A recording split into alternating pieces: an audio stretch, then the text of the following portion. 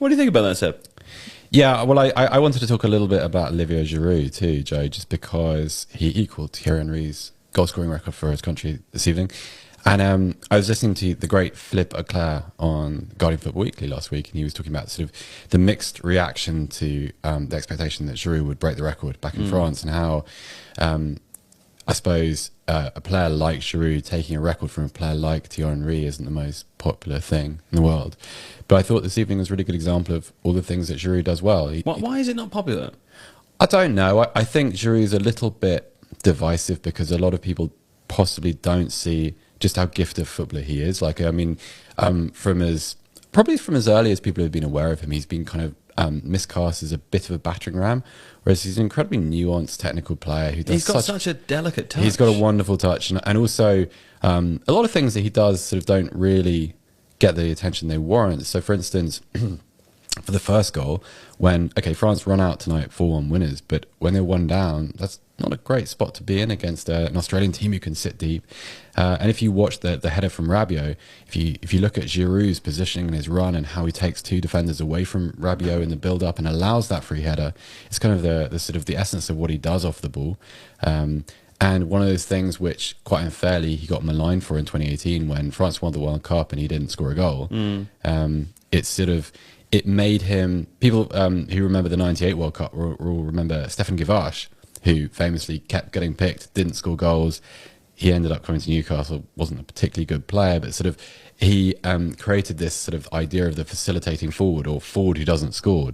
And Giroud isn't that. Like, Giroud's done wonderful things everywhere he's been. Like, from when he won a title with Montpellier, he was very good for Arsenal. He was excellent for Chelsea. He's been fantastic for AC Milan, I think.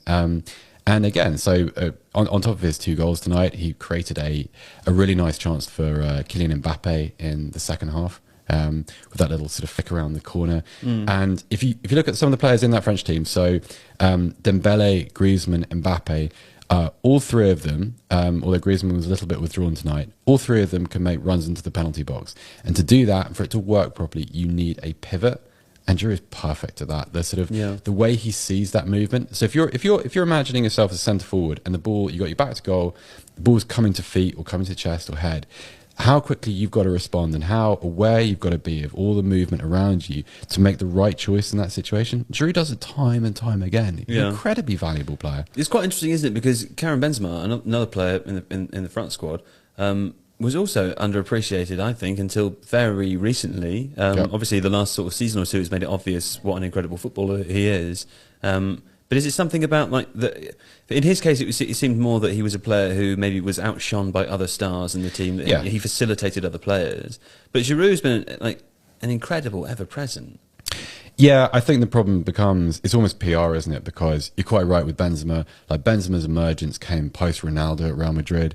Actually, when Benzema first got to Real Madrid, when he moved there initially from France, he had a terrible crisis of confidence after he left Lyon, and it looked like he wasn't going to survive being at Real Madrid. Long before he became a kind of a foil for Ronaldo and for Gareth Bale and players like that. With Giroud, I think it's always difficult. You're not just following a high volume scorer. You're following what many people would consider one of the players of his generation in Thierry Henry, someone who did things which a lot of people hadn't seen before, particularly when he was playing for Arsenal.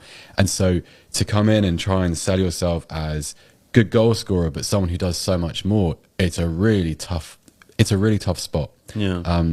But I think it's also that he's able to play well into his mid-30s is also a testament to just how many things he does well. He's not reliant on dynamism. His goals are important, but they're not the sole, they're not the only thing about his game. He's not just pace, it's a whole package. And it's very, very impressive. And he's, I imagine he'll go on to break the record during this tournament. And he'll be worthy of it, absolutely. He's at Milan, isn't he, John? Yes. He is at Milan, and he's won them a lot of games this season.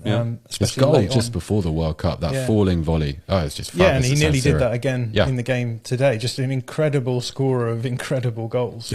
And I think had it not been for the fact that he's so injury prone, we'd be talking about him as one of the best 9s in the world, but he's sort of gone a little bit below the radar in that respect. But this France team has just a really incredible forward line. So I've just drawn it out here. So they've got Dembele and Mbappe, who both can play in this, start out in these wide areas and stretch the back four.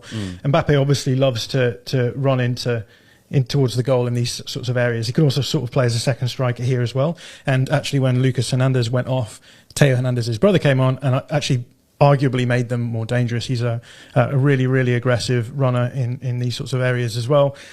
He plays for Milan as well, so he's got that match up with that dynamism with Giroud as well.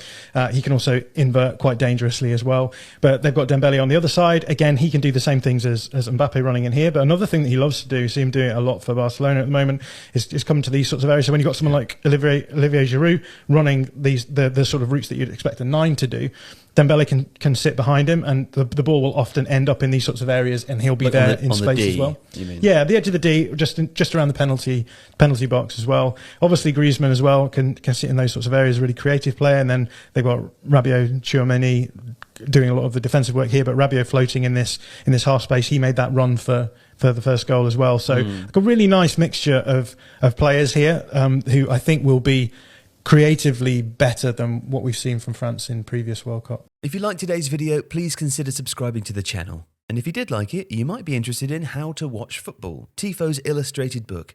It's 52 rules for understanding the beautiful game on and off the pitch, and it is the perfect holiday gift. How to Watch Football is out now in stores and online. See the link in the description to find out more, and thank you for watching today's video.